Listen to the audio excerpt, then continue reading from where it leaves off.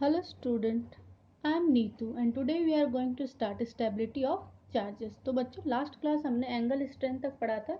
आज हम stability of charges के बारे में स्टडी करेंगे। तो हमारा पहला पॉइंट है, if the key atom are laying in the same period. Key atom क्या होता है बच्चों? की एटम वो होता है जिस एटम पर चार्ज प्रेजेंट होता है। तो size of the atom remain nearly same. Size क्या होगा उनका? सेम होगा, क्योंकि उसमें शेल जो है वो सेम रहता है और वीसीडी भी सेम रहेगा। अब हमें ये जानना है कि अगर वीसीडी अगर सेम रहेगा तो हम कैसे उसको स्टेबिलिटी को कैलकुलेट करेंगे। तो उसको स्टेबिलिटी कैलकुलेट करने के लिए हमें इलेक्ट्रोनेगेटिविटी जो है वो पॉइंट अपनाना पड़ेगा। तो हम देखते हैं इलेक्ट्रोनेगेटिविटी डोमिनेट्स ओवर वीसीडी। तो हम यहाँ इलेक्ट्रोनेगेटिविटी की मदद से हम उसका स्टेबिलिटी ऑर्डर को कैलकुलेट कर सकते हैं। ठीक है, वो भी किसके लिए वैलिड होगा?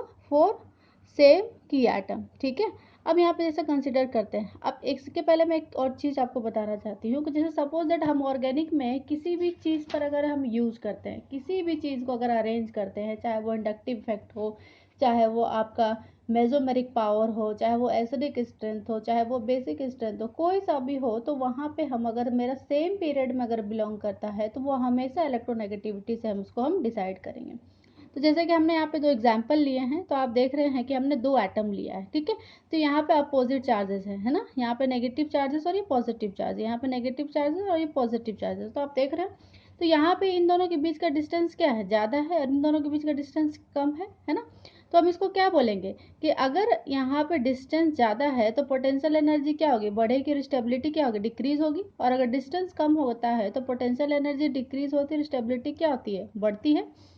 इसी तरीके से हमने यहाँ पे इस तरीके दिखाया है। तो स्टेबिलिटी मेरा क्या हो गया? सबसे ज़्यादा किसका होगा? तो स्टेबिलिटी 2 का ज़्यादा होगा ना। तो स्टेबिलिटी क्या होगा? 2 इज ग्रेटर देन 1। जैसे हम बात करें opposite charges come closer, potential energy decreases, stability increases. Similar charges में क्या होता है? Potential energy increases, stability decreases. तो ये पॉइंट्स आपको याद रखने पड़ेंगे। अगला आता है, दूसरा एग्जाम्पल हमने ले लिया है कि atom in same period with the same charges. Same charges, दोनों पॉजिटिव चार्जेस, सेम चार्जेस हमने ले लिए। अब इनके बीच का भी हमें क्या देखना पड़ेगा? कौन सबसे ज़्यादा स्टेबल है। तो आपको ये क्या दिख रहा है? इसमें बहुत ज़्यादा डिस्टेंस है, इसमें क्या है? लेस डिस्टेंस है, क्योंकि ये बड़ा एटम है और ये छोटा एटम। अब सेम चार्जेस होने की वजह से स्टेबिलिटी क्या हो जाए? इसमें चेंज जाएगी। ये बड़ा एटम है तो इनमें स्टेबिलिटी ज़्यादा होगी, छोटा एटम है इनमें स्टेबिलिटी कम हो जाएंगी, क्योंकि हमें पता है like charges repel each other. तो पोटेंशियल एनर्जी बड़े वाले एटम की डिक्रीज होगी और स्टेबिलिटी बढ़ेगी, और यहाँ पे पोटेंशियल एनर्जी छोटे वाले की बढ़ेगी और स्टेबिलिटी क्या होगी? डिक्रीज होगी। तो इसीलिए कहते हैं कि स्टेबिलिटी 1 इज ग्रेटर देन 2। समझ आ गया इसको आपको? चलिए नेक्स्ट टॉपिक पर मूव करते हैं।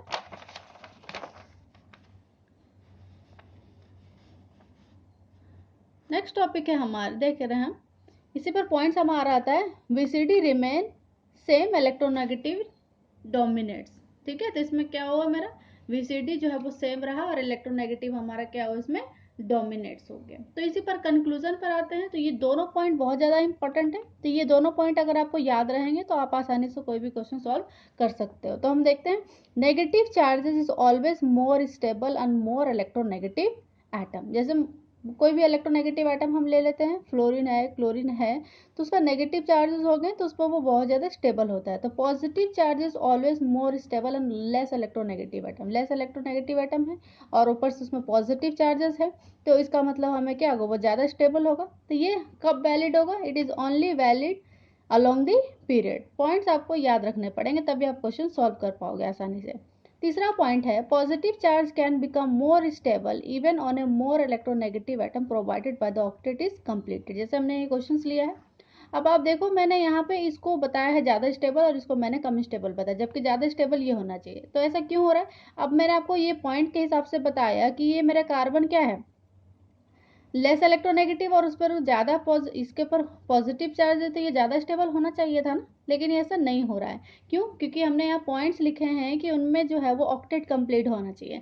तो कार्बन यहाँ पे 6 इलेक्ट्रॉन है विथ पॉजिटिव चार्ज, और ऑक्सीजन पर क्या है? 8 इलेक्ट्रॉन है। और यहाँ पे कार्बन पर देख रहे हैं 8 इलेक्ट्रॉन है, और यहाँ पे ऑक्सीजन पर भी 8 इलेक्ट्रॉन है। तो ऑक्सीजन है ऊपर से, उस पर पॉजिटिव चार्ज है और वो 8 इलेक्ट्रॉन है, तो ये ज़्यादा स्टेबल माना जाता है हमारे लिए। ठीक है, तो ये पॉइंट्स आपको याद रखने हैं। Positive charge can become more stable even on A more electronegative atom provided the octet rule is completed. तो इलेक्ट्रोनेगेटिव ज़्यादा होने के बावजूद भी 8 इलेक्ट्रॉन कंप्लीट होने की वजह से ये मोर स्टेबल हो जाता है। ठीक है, अब आते हैं along the group. Along the group में क्या होता है, साइज इंक्रीजेज ड्रास्टिकली। ठीक है, अब हम ग्रुप में जाते हैं टॉप टू बॉटम में, तो क्या होता है, साइज मेरा चेंज होता है, बहुत साइज धीरे धीरे क्या होता है, बड़ा होते रहता है। तो उनमें वीसीडी में भी चेंजेस आते हैं, है ना, चार्ज में भी चेंजेस आते हैं। तो इनडायरेक्टली हम वीसीडी को क्या बुलाते हैं, साइज भी बोल सकते हैं इनडायरेक्टली आप, है ना। तो अब यहाँ पे जैसे साइज बढ़ता है तो वीसीडी क्या होगा, हमारा वीसीडी भी डिक्रीज होता है और स्टेबिलिटी हमारा बढ़ता रहता है ना। तो हम इसमें एक और चीज बोलते हैं कि stability inversely proportional to VCD. ये पॉइंट्स आपको ध्यान रखने पड़ेंगे। तो अब एक चीज देखते हैं कि अगर मेरे पास साइज छोटा है तो वीसीडी उसमें ज्यादा होगा, और अगर साइज बड़ा है तो वीसीडी क्या होगा, कम होगा। वीसीडी किसको कह रहे हैं, वॉल्यूम चार्ज डेंसिटी को हम कह रहे हैं। और अगर वीसीडी कम हुआ तो स्टेबिलिटी उतना ही ज्यादा होगा। तो उसके बेस्ट पर अगर हम ये क्वेश्चन देखें, फ्लोरीन, क्लोरीन, ब्रोमीन, आयोडीन, ठीक है, हमें इनमें जो कॉन्सेप्ट लगाना है वो कॉन्सेप्ट हम क्या देख रहे हैं, अपना वीसीडी कॉन्सेप्ट देख रहे हैं। ठीक है, आप इसमें इलेक्ट्रोनेगेटिविटी का कॉन्सेप्ट नहीं लगा सकते हो। अगर आप इलेक्ट्रोनेगेटिविटी कॉन्सेप्ट लगाओगे तो fluorine is the most electronegativity, लेकिन हम वो चीज़ नहीं लगा रहे क्योंकि हम अलोंग द ग्रुप स्टडी कर रहे हैं। अलोंग द ग्रुप में मेरा साइज इसमें बहुत ज़्यादा बड़ा है, और साइज अगर बड़ा है तो वॉल्यूम चार्ज डेंसिटी क्या होगा, वो मेरा कम जाएगा, और अगर कम होगा तो वो स्टेबिलिटी उसमें ज़्यादा होंगे। इसीलिए आयोडीन पर जो है वो नेगेटिव चार्ज होने के बावजूद भी ये बहुत ज़्यादा स्टेबल होता है। उसी पर हम अगर इसी को पॉजिटिव चार्ज भी अगर हम देखें तो भी यहाँ पे मेरा सेम फॉर्मेशन होता है, लेस डेंसिटी हो जाता है, और लेस डेंसिटी होने की वजह से ये मोर स्टेबल हो जाता है। यहाँ वीसीडी क्या होता है, डोमिनेट्स हो जाता है। तो आपको ये पॉइंट समझ आ रहे होंगे। नोट आपको यहाँ पे ध्यान रखना है, no need to use electronegativity order, otherwise fluorine is the most electronegative, और ये बहुत ज़्यादा स्टेबल होगा। तो हमें अलोंग द ग्रुप में हमेशा साइज के हिसाब से उसको जानना पड़ता है ना। चलिए अगला हम नेक्स्ट अपना फर्दर टॉपिक मूव करेंगे। इसके हिसाब से हम कुछ क्वेश्चंस कर लेंगे जो हमने पॉइंट्स पढ़े हैं अभी, है ना। तो ध्यान रखेंगे हम। तो सबसे पहला क्वेश्चन है हमारा, arrange the following in stability order. जैसे मैंने यहाँ पे कार्बन पर पॉजिटिव चार्ज, नाइट्रोजन पर पॉजिटिव पर चार्ज, ऑक्सीजन पर पॉजिटिव पर चार्ज और फ्लोरीन पर पॉजिटिव चार्ज रखे। आप देख रहे हो मैंने यहाँ पे कार्बन को मोर स्टेबल बताया है। क्यों बताया है, क्योंकि इसके पहले पॉइंट पर आपने पढ़ा positive charge is always more stable on less electronegative atom. ठीक है, सेम पीरियड पर है तो यहाँ पे पॉजिटिव चार्ज है, तो इसीलिए ये आपका क्या हो जाएगा, मोर स्टेबल हो जाएगा। तो ध्यान रखना है। अगला क्वेश्चन से हमारा यहाँ पे, जैसे हमने फिर यहाँ पे क्या लिए हैं, ये मेरा क्या हो जाएगा, फिर अलोंग द पीरियड्स में हम मूव कर रहे हैं। Carbon, nitrogen, oxygen, fluorine, hydrogen को हम हटा सकते हैं ना।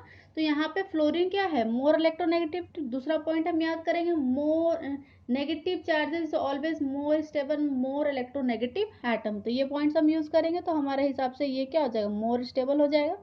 अब यहाँ पे वापस से आता है मेरा सल्फर और क्लोरीन, फिर से ये क्या हो जाएगा, सेम पीरियड, है ना। तो क्लोरीन क्या हो जाएगा, मोर इलेक्ट्रोनेगेटिविटी है तो मोर स्टेबल है, उसके ऊपर नेगेटिव चार्ज है।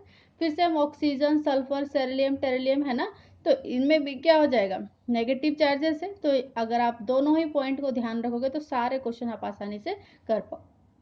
अब आता है यही सेम पीरियड अगर हम देख रहे हैं, ये हमारा अलोंग द ग्रुप है, तो यहाँ पे क्या होगा, अलोंग द ग्रुप में मेरा क्या हो रहा है, साइज बड़ा हो रहा है ना, साइज बड़ा हो रहा है विथ नेगेटिव चार्जेस, तो मेरा ज़्यादा स्टेबिलिटी कौन हो जाएगा, ये हो जाएगा, डेंसिटी इसमें कम हो जाएगा इसकी वजह से।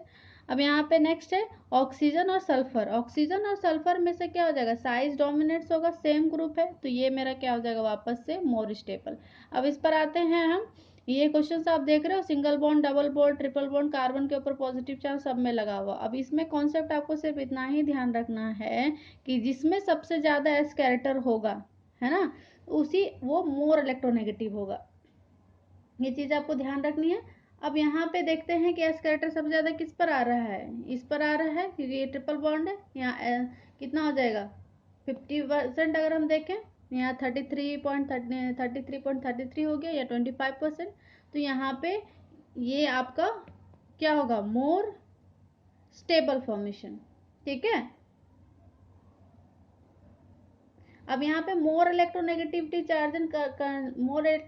चार्जेस है तो उस पर क्या हो जाएगा, पॉजिटिव चार्ज, और वो क्या हो जाएगा, अनस्टेबल। तो ये चीज़ें हमें ध्यान रखनी है। तो अनस्टेबिलिटी को नहीं हम देख करके हम किसको ज़्यादा देखेंगे, स्टेबिलिटी फॉर्मेशन। ठीक है, अगला नेक्स्ट आता है हमारा पॉइंट, जैसे ये अपोजिट फॉर्मेशन में हम दिखाया है। तो अपोजिट फॉर्मेशन में हमारा कार्बन विद नेगेटिव चार्जेस, तो कार्बन विद नेगेटिव चार्जेस में हमारा क्या हो जाता है, ये सबसे ज़्यादा स्टेबल होता है। कार्बन विद पॉजिटिव चार्जेस क्या होता है, ये स्टेबल होता है। कार्बन विद नेगेटिव चार्जेस ये हमारा स्टेबिलिटी फॉर्मेशन करेगा। तो ये नेगेटिव चार्जेस का है और ये पॉजिटिव चार्जेस का है, ये यहाँ पे ध्यान रखना पड़ेगा। अगला है हमारा, जैसे हमने ये लिया है एग्जाम्पल में, ये पहले ही एंगल स्ट्रेंथ में पढ़ाया था कि जिस पर एंगल स्ट्रेंथ सबसे ज़्यादा होगा वो ज़्यादा इलेक्ट्रोनेगेटिविटी होगा, और ज़्यादा इलेक्ट्रोनेगेटिविटी होगा तो क्या होगा, मोर स्टेबल होगा। तो ये हमने सारा कॉन्सेप्ट उसी में लगाया है, जिसमें वही देखना हमें। अब देखो यहाँ पे नेगेटिव चार्जेस थे, अब यहाँ पे हम पॉजिटिव चार्जेस पर पढ़ रहे हैं। तो पॉजिटिव चार्जेस पर अगर हम पढ़ेंगे तो मेरा साइक्लोहेक्सेन क्या होगा, मोर स्टेबल फॉर्मेशन। अगला आता है नेक्स्ट एग्जाम्पल, जैसे हमने यहाँ पे रेंडमली कोई सा भी एग्जाम्पल ले लिया है ना, तो सबसे पहले इसको हम सेम पीरियड पर सजाते हैं ना, ऑक्सीजन